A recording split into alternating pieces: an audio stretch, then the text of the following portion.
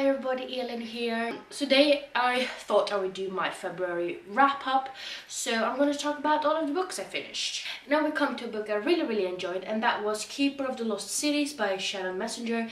This is the first book in Keeper of the Lost Cities and series. I think there's 7 books or something, and this is a middle grade book about a girl named Sophie, and she's an elf. And she gets to go to magic school, and they have these like weird abilities that are really cool, and she has to save the day because what middle grade girl doesn't? I really enjoyed this book. I know it has very high ratings on Goodreads, but I wasn't anticipating loving this book as much as I did, because I love the characters and I love the world and the magic system. And sure, it took a little bit of time before actual things started to happen, like regularly, or big things happened, but I really didn't mind because I just loved the build-up and the anticipation of things, and I really enjoyed it. And I gave this book 5 out of 5 stars, and I cannot wait to read the rest of the books. And then we have Autobiography by Christina, and this was, a disappointment, honestly.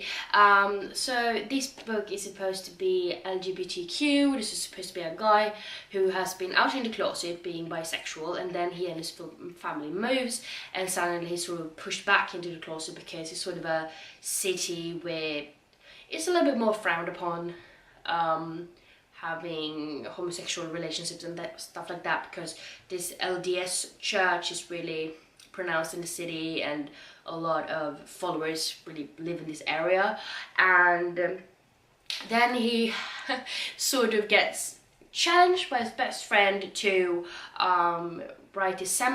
join this seminar where you're supposed to write a book in 1 month, in 1 semester, and he thinks that's gonna be easy as hell. He falls in love with this guy that is supposed to be sort of the assistant of this seminar, who the actual guy that managed to sell his book from this seminar the year previous. And first of all, the book is way too long and it drove me crazy. I didn't really love any of the characters, and it was just too much back and forth all the time, and I just felt like just cut it off right there. I can't take it anymore. So yeah, I gave this book, I think, a 3.5, but now after having thoughts about it, I feel like it's either a 3-star read or a really weak 3.5, because this book drove me crazy. Now we have Fame, Fate and the First Kiss by Casey West. As you guys know, Casey West is one of my favorite contemporary authors. I really love her books, but I really liked this book, I did, but unfortunately it was not one of my favorites by her.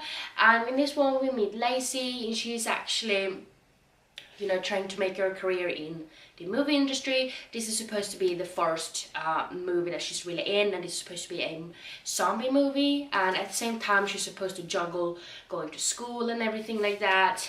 And you know, shit starts to happen on set. Someone is trying to pin her for like props disappearing and stuff getting destroyed and stuff like that. And I really liked the characters, I did. I didn't love them, but I liked them. And I loved the sort of mystery intrigue of it all. I don't really know what it was that made me lower the rating, but it was just something missing. But I still did really like it, but I gave it 4 out of 5 stars. And then I also read The Novice by Tara Matherow. This is the first book in the Summoner series, I think, and I absolutely love this book so much. So we meet this guy named Fletcher, and he actually accidentally sort of finds out that he is a summoner because he gets his hand on this sort of magical book, and he summons a demon, which is this really cute guy up on his shoulder. I don't know if you can see that because it's too far away, but it's cute. And he actually ends up going to sort of this magic school, which is a premise I obviously like, which you can tell just from watching this video.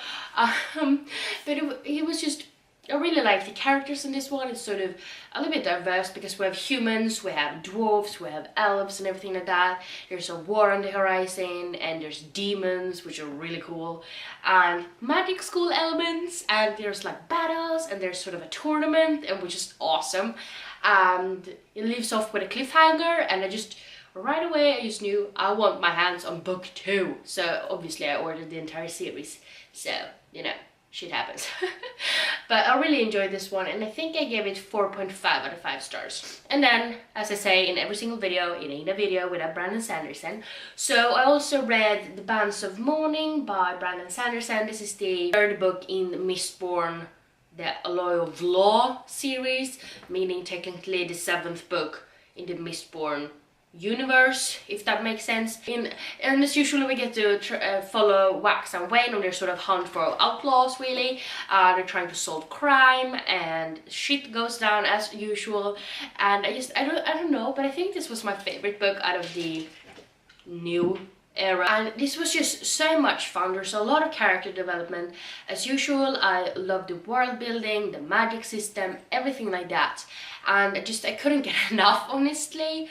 And I really loved it, and I gave it 5 out of 5 stars because Brandon Sanderson once again delivers. Then I read The Wicked Deep by Shea Earnshaw. I think this is supposed to be a standalone, I'm not sure. But in this one we meet the Swan sisters, and they were actually these sort of witches that lived in 1822, and then they were sort of drowned because of their crimes. And now we get to meet this girl named Penny, and she actually lives during the present. And she and her little town actually every year sort of celebrate this one sister sort of party thing, because every year this one sisters come back, they take over, there are 3 sisters, they take over one girl each, and then they actually use the body that they have stolen and drown some boys. And we get to follow Penny, who's the main character, and she sort of gets wrapped up into all of this. And then we meet this guy named Bo. He is coming from out of town, he's never heard of this sort of swan sister conundrum, and they're just trying to figure out what the hell is going to happen. Who are the Swan sisters? What the fuck is going on? And I felt like it was a little bit predictable sometimes, and sometimes it was a little bit slower, but I did really enjoy it overall. I think it was a really cool and fun concept because I love witches, even though they weren't supposed to be drowned, if you ask me. But I ended up giving this book 4 out of 5 stars. And then I read Gryning by Aaron Hunter. This is the 3rd book in Warriors Den Nya Profetian, which is sort of the 2nd series about the cats. And as you guys know, I'm a cat mom at heart. But this one is sort of more of a, we follow the cat clans, and their force is just getting more and more destroyed, and they finally realize that either we move from here or we get killed by humans and their monsters, as they call, you know, vehicles and stuff like that. And they go on this trip and shit goes freaking down. So as always, I really enjoyed this series, although I do feel like the first Warriors era, whatever you want to call it, is my favorite still, but I did still really enjoy this one. So I gave it, I think, 4 out of 5 stars. And then I also ended up finishing The Enchantress Returns. This is the 2nd book in The Land of Stories by Chris Colfer, and I really like this series, I really do. This is a middle grade book about Alex and Connor, and they accidentally get sucked into this sort of fairy tale land, the Land of Stories, through this fairy tale book, and then they meet Little Red Riding Hood, Cinderella and everything like that, and they have to save the day. And the 2nd book is just as good.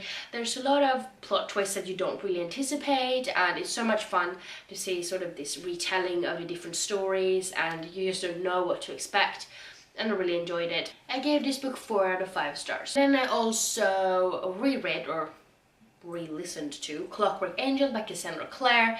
This is the first book in the Infernal Devices series, which I know is really popular, but still, this being the second time reading it or listening to it, I'm just not completely sold. I mean, this is about shadow hunters in London in the 1800s, I think it is, and there's like vampires and everything like that, and they have to beat them down, and we follow this girl Tessa, who comes to London because her brother invited her. She gets kidnapped by these two ladies, and they're trying to use Tessa because she has this ability she didn't know she had, and they're trying to use her to get something else from someone else. And I mean, it's a cool concept, but I just never really fell for the characters, and I just never get hooked on the story. And having read this book 2 times, I still feel the same way about it, but I ended up giving this book 3 out of 5 stars. I am going to continue on with the series, but we'll see how I think about the rest of the books. And then I also listened to Tiggarens hand by Olle Linnaeus, and this was a review book by the publisher called The Bokfabriken, and I listened to this book and it was really interesting. So in this one, there's sort of there's a man being burned to death because he sleeps in this car, and this guy sort of, you know, torched it, and there's people being found down by the docks, and they are shot to death, and we're just trying to figure out how is it all connected. Is this just some kind of gang going around, and is there's a war between those, and what's happening? I really liked this book. It was a lot of happening and stuff like that, but I felt like towards the end I sort of lost a little bit of interest. But it still felt like it had a powerful ending and everything like that. So I ended up giving this book 4 out of 5 stars. And then I also read Det fattas något by Clara Persson, which is a book I got to read because I'm doing this course for work. And this is a book for 3 to 6-year-olds, I think it is. And it's really, the drawings are really abstract, and the text makes you think a lot. And I don't know if I was just really tired while reading it, or why I didn't connect shit easier. Probably that way. That was probably why. But it was a little bit weird. But I think that it has, like, you can talk a lot about it. Although I'm not sure it will be suited for the kids I work with, because they're 1 to 3-year-olds, and it was maybe a little bit too abstract for them, but you can still discuss pictures and everything like that because they're really good at that. But I ended up giving this book 3 out of 5 stars. And then the last book I finished this month was Truly Devious by Maureen Johnson. This is sort of a YA mystery book. So you follow this girl named Stevie, and she starts this private school really, and the reason she wants to go there was because there was a crime committed there, like, I don't know, 80 years previously or something like that, and she wants to be the one that solves it. So she actually has this project for school to be able to solve the case and everything like that, and shit happens, people end up dead, new clues arrive, and just madness all around. I did enjoy it. I'm not that much for YA mystery books though. I felt like there's a really like harder mess for me, but I did enjoy parts of it, and I ended up giving this book 3.5 out of 5 stars. If you've read any of these books, please let me know down below what you thought about them, without spoiling of course, and what was your favorite book that you read this month? Because I want to know, so as always, leave a comment down below. But yeah, if you like this video, please don't forget to give me some thumbs up, and also don't forget to subscribe to my channel by clicking the button down below. And yeah, I hope we see each other in the next one.